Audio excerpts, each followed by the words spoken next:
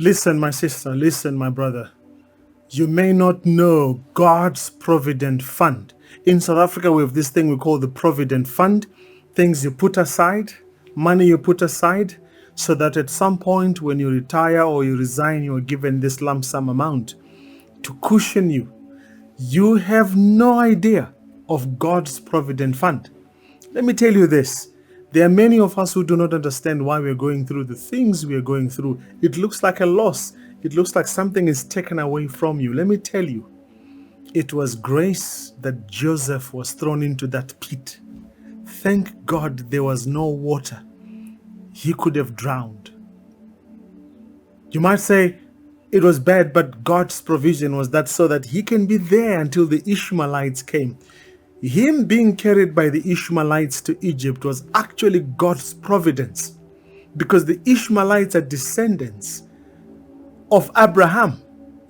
They are born of Ishmael, who was a cousin brother to Isaac. Isaac, the father of Jacob. So these are first line cousins.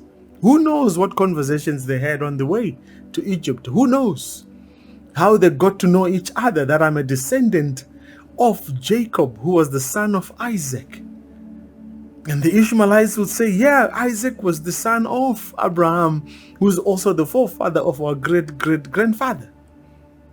Could it be that's why when he got into Egypt, he was not just sold to any other family, but he was sold to the choicest, the executives of Egypt?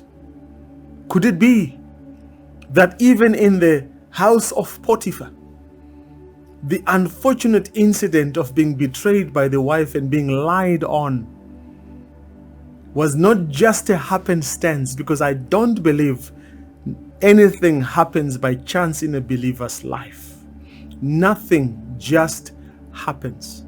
He finds himself in a prison, lied on, false witness is given, thrown into jail as a rapist. Who knows why you are in that prison of your life? Who knows that you are in the wilderness of your life? Who knows what God has meant it for? Because while he was there, the meeting with the butler and the baker was not a happenstance.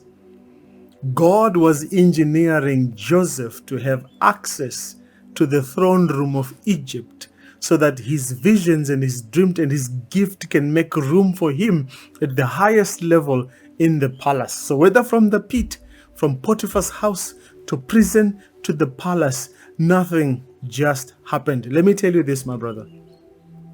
Many of you are wondering, why so much trouble? Why so many pits? Why so many wildernesses with the Ishmaelites? Why so much pain in the place I'm allocated to work at? Why so much pain such that I'm in prison? Let me tell you this. Power is the medication that God dispenses to vaccinate you and to cure you from the pride that comes from success. I hope you got that. You cannot handle your success unless God has taught you how to be humble through pain. So when you're preparing for power, when you're preparing for prosperity, when you're preparing for that high position you're looking for, let me tell you this, my friends. The higher that aspiration, the heavier and the more painful the providence God will provide through pain. So what is it that you're going through?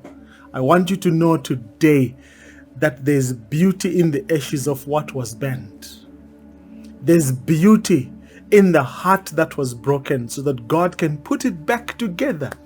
There is joy in a mind that has known what it is to be sorrowful. Friends, let me tell you this. When Esther was getting into that beauty contest, little did she know that God is meaning for her to be in the palace, so that the guy Haman, when he plans to kill the Jews, Esther will become the intercessor for Israel. Nothing just happens.